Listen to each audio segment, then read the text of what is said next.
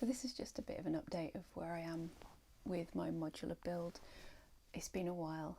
Last time I shared that I was building 3 Lockmum No Computer VCOs, and I finished them and calibrated them, and they're working really nicely, although I have noticed that they've gone a little bit wobbly since I put some more modules in, but I'm pretty sure with a bit of help I've tracked that down to my power supply is not providing enough current, so that's something that'll have to be fixed down the road. But yeah, they're working. They're pretty nice at the tuner modules, so you can sort of calibrate them. Let's see, that's going mental because it's being controlled by the LFO. Also because it's a little bit affected by wobbles in the power supply. And what else? Oh yeah, also I don't have the most up-to-date code on here, so it's probably a little bit more sensitive than it needs to be, but essentially having the note on here is super useful because you can get all your oscillators playing in unison, or make a chord, whatever you want. Even if you don't have a great ear, it's a really nice starting point where you can start getting into microtonal stuff. That's really useful. Okay, so the next module that I needed to make was an LFO, and it's another Lockmum No Computer module, and it's based on the Electric Druid VC LFO, and this is a digital LFO. Because of that, it means it can actually do a whole bunch of crazy waveforms, not just things like sine wave and square wave like you'd expect. And the wave shapes are all controlled by this knob here, and it can be a bit hard to figure out what's going on because it's not like you're sort of switching discretely between settings. It's a continuous part. Sam's design helpfully includes LEDs, so as you change shape you can sort of see the waveform changing. Mine's gone out of calibration, so this should be negative and positive side of the waveform. Mine's drifted, which means this light isn't lighting up at the moment. The screw to fix that is on the back, so I just haven't got around to it. But we've got 2 banks, bank 1 and bank 2, of different wave shapes, and some of the wave shapes are quite funky. If I just fade up some audio, you'll be able to hear that.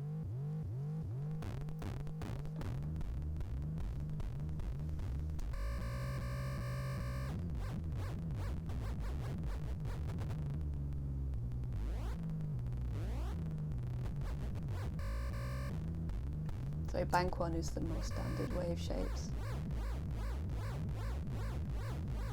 If I fade up sample and hold,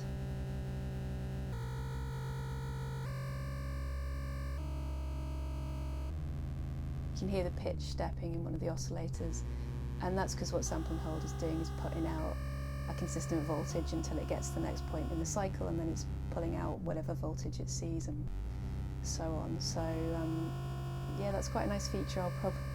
It might not sound that nice, but I'll probably use that with my arpeggiator once that's built into the system.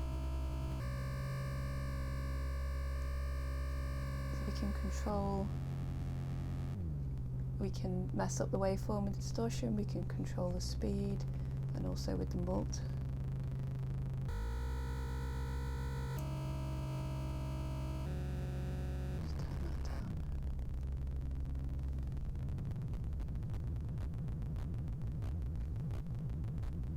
So that's more of a standard waveform. And you've got two outputs that are the same polarity and 2 that are inverted.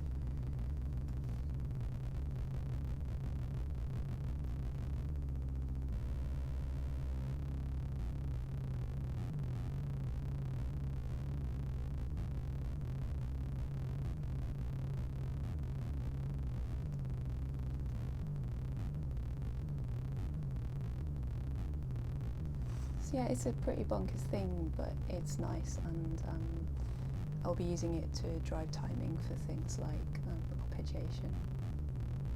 And probably once I get a filter in there and also envelope generator, I'll be using it to drive things like that. Okay, so what I want to do is work on voices for the synth, so that would be oscillators. I've got a fairly ambitious dream to make a granular synth in modular Kosmo format that will go in. I've got some bits to do that. That's essentially a coding and building exercise. So that should be interesting, but the next voice I decided to put in was something more straightforward, and that will be noise. And I thought it'd be fun if we could look at how to design that together, because I want to build that from scratch, and what I'm going to do is take information from the datasheet for the chip that I want to use, which is another electric Druid chip, which is called the Noise 2. So I figured we could get the datasheet for that and try and figure out together how to actually put that together into a functioning circuit. So this is the schematic for the Noise 2 chip by Electric Druid. Yeah, I'm just going to try and figure out how to build this into a circuit. So it's a relatively simple chip. It takes 5 volts in, and there is a sub-circuit for how to get 5 volts from a synth power supply using a 78L05 power regulator, but I'm going to leave that bit out because my synth power supply can actually do 5 volt output. So that's coming into pin 1 on the chip. Then we've got pin 2, which is not connected to anything. Pin 3 is white noise out. Now the white noise output is interesting because it only outputs values of 0 or 5 volt.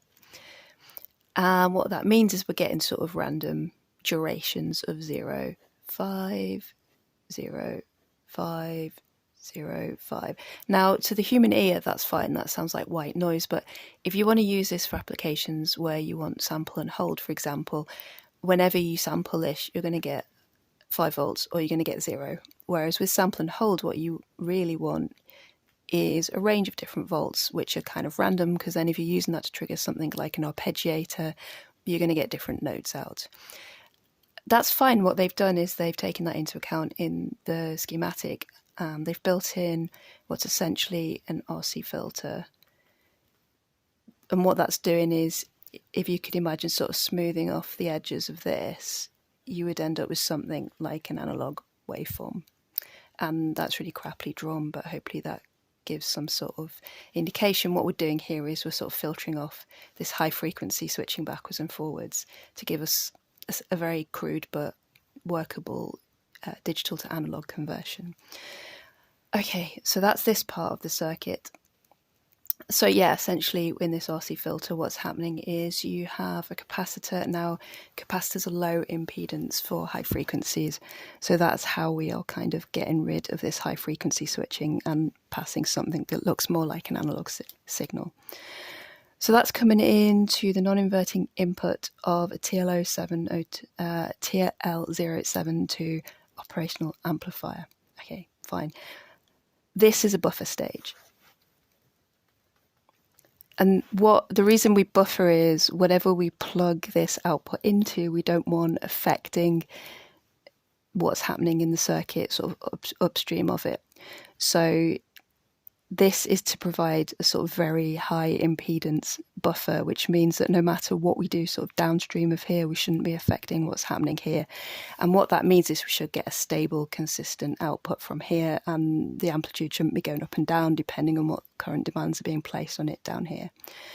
And the way we do that is we use an op-amp in this mode where the feedback loop, so we've got an output here, we've got a feedback loop coming into the inverting input.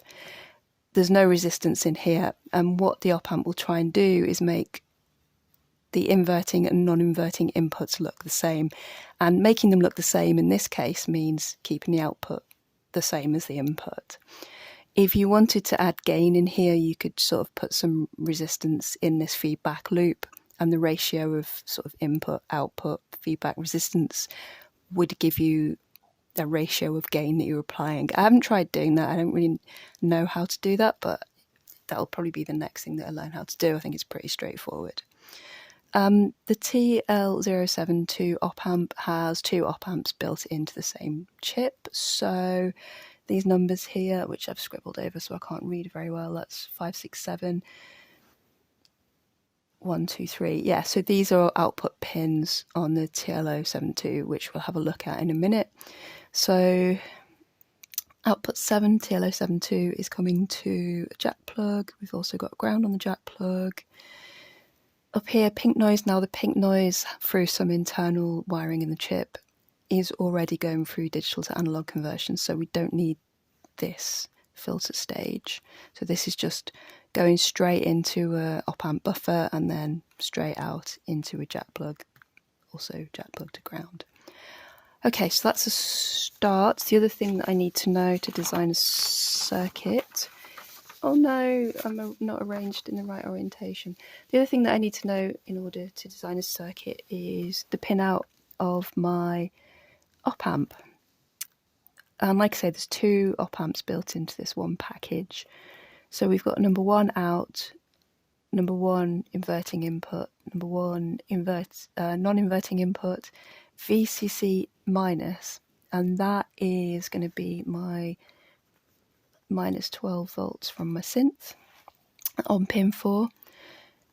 VCC positive, so that's going to be plus 12 volts from my synth on pin 8. And then we've got a repetition over here, so we've got second op-amp output, input, input, where one's inverting and one's non-inverting. Is that enough information? Let's have a look. So this is the pin out for the Noise 2 chip.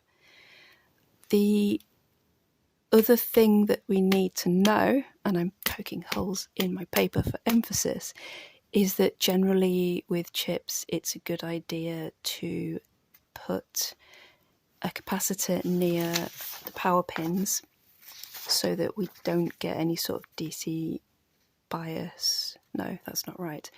To put a capacitor near the power pins so that any sort of high frequency ripple has a path to go to ground. So that's the other bit of information that we need. So I think we can start to design this thing. I'm going to do it in a really crude way and then I'm just going to build it and see what happens. So I know I'm going to use a synth power supply.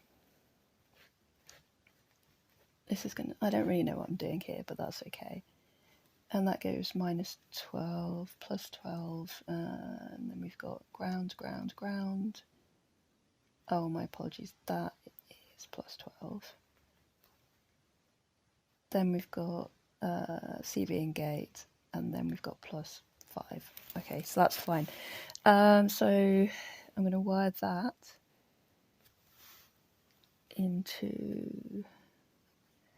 This is a bit free form. Okay, so pin 1 would be here. I mean, obviously when I actually built this, I'm going to follow the schematic closely and make sure this makes sense, but I just want to get a feel for how I'm going to lay this out. And I'm going to have another chip, which is my TL072.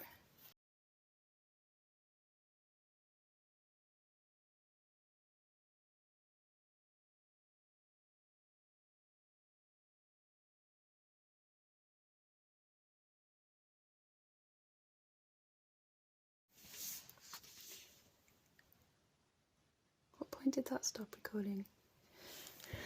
Pin 4 is pin 4 of the TL072 is what? VCC negative, so that's this. So that's got to connect to here.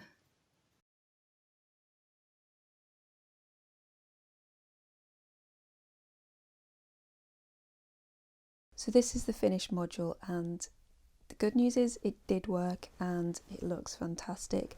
The bad news is it stopped working since. Now, it was quite low output and it's now stopped making an output. I think there might be an issue with how I've wired up the operational amplifier, because the fact that the gain was lower than I'm expecting and that it's now not giving an output and it's sort of picking up a bit of a high-pitched whine makes me think something's gone wrong in that sort of buffering stage at the end. So this is going back to the bench, but while it lasted, it was a beautiful thing.